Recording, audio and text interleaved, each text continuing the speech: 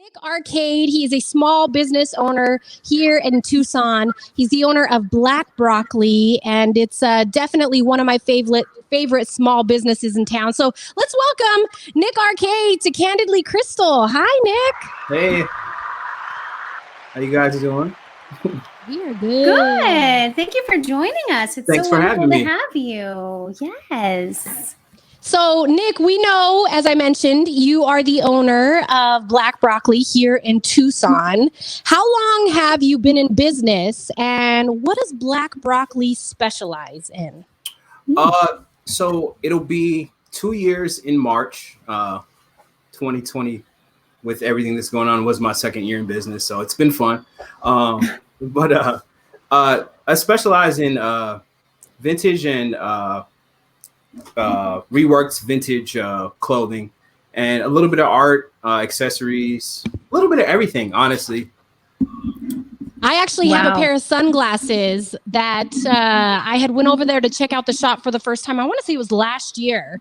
And I found these sunglasses in there that I constantly get compliments on. They're like hologram. I should have brought them out here. They're you should one of have. my favorite pairs of sunglasses. But I little wanna see stuff 'em. like that vary from everything to customized shoes, t-shirts, overalls, Letterman jackets, lots of cool stuff inside Black Broccoli. I need to go and check it out because I didn't know that it was here. So I'm so glad, Nick, that you are on the show tonight to tell us about it, because you have some really authentic and amazing, unique pieces.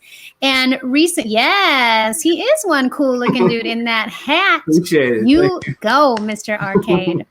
There has recently been a lot more support for Black-owned businesses here in Tucson and around the country. Do you feel that your business has received more support now than ever before? And if so, what has that support looked like? I think the general awareness of Black businesses and Black entrepreneurs has been spotlighted a lot this year, which I feel like is, it's pretty important. And for me, the support has been pretty overwhelming, honestly. Going into the second year, people were still kind of finding out that I was down there on 4th Avenue. And I usually have been dependent on a lot of foot traffic. Yeah. Just because people are always down on 4th Avenue walking around, and they'll just stop in and fall in love with the shop. So it's been, that was one of my key things as far as marketing is concerned. But with the shutdown happening with COVID, people spreading the word through word of mouth and through social media has been really key for me. And with everything that's been happening this year, it's been pretty beneficial for Black Broccoli. With people just kind of getting the word out there and trying to buy Black and support Black businesses. Yes, exactly. That is so important. And I'm glad that you're getting the word out there. I'm glad that you're on our show. We can help you get the word out there. And speaking of getting the word out there, do you want to take this time to highlight any other Black-owned businesses or BIPOC businesses right now on our show so we can lift our community up? Oh, absolutely. So one of the great things that has happened this year locally is there was a group that created an app and a website called Black's Friday. That basically is like a directory of all the Black-owned businesses in the Tucson, and I think they've even expanded to the Phoenix area too. So that's just it's categorized. It's broken down from food to clothing to the beauty industry, a little bit of everything. Love that. So that's something you can find on the any app store, really. Stores. Probably. Yeah. What is it called again? It's called Black's Friday. Black's Friday. BLAX Friday. Yes, and they do a special, like each Friday they have pop-up shops happening for different artists, and Ashley De La Russa is running that. Yeah, and I'm proud to have my own business on on the Black's Friday page, and it's a really wonderful thing. So thank you for highlighting that for our viewers. Absolutely. I love that. Okay, so my assistant just brought him in. assistant Penelope. Nice. Oh my goodness. These are my favorite glasses. So I got these at Black Broccoli. I do want to talk some more about some other cool pieces. So I took my daughter in there probably a couple months ago to pick out something. It was actually around Halloween. And one of the things that she was choosing between was this hoodie. She really wanted this hoodie, which I get it. She loves the tie-dye. Obviously, we're all U of A fans, Arizona fans. And she ended up choosing this Friday the 13th shirt because for her, she's like, Mom, I have something to wear on Halloween in my Zoom classes. I'm like, okay. So might have to consider this one. Another piece that I want to make sure I highlight, a custom piece, is this one. This is the Diana Supreme reworked end table. And as you can see, and you can also see this at shopblackbroccoli.com, those are pictures of Miss Diana Ross that you put on an end table. Tell us about this piece, Nick. Okay, so it was a just a random end table I found at a Goodwill, and I basically stripped it, sanded it, and then at another thrift store I found an old program from a Diana Ross concert. So I took all the images from that and just kind of made like a interesting collage on the top, and then I stained the table like a really like bright 70s-ish blue color, and then just kind of sealed the top. And I love it so much. And every time I see it, all I can sing are Diana Ross tunes. I'm like, I'm coming out, right? That's a good thing. Down. Boy, you turn me. I need one of those in every That's room one in my thing house. I love about his custom pieces, though, is that you're not going to find them anywhere else. Nope. And they're all his creative mind bringing it together. That's one thing why for me it's like important to go inside the shop, because you get to see in person just how much detail that he puts into these custom pieces. Nick, off the top of your head, do you have like one custom piece you've created that just really stands out that you can think of? That's tough. Honestly, like when I'm working on something, that's my favorite thing in the world, and then it's on to the next thing. It's a good answer. That is a good answer. I love that. And, you know, a lot of your creations are music based, just like that table. And I love it so much. And you feature artists like Prince and the Supremes, as well as Diana Ross. And you've also done a lot of custom Beatles work, which I'm sure you have a lot of fans for that. So does music always inspire your creations?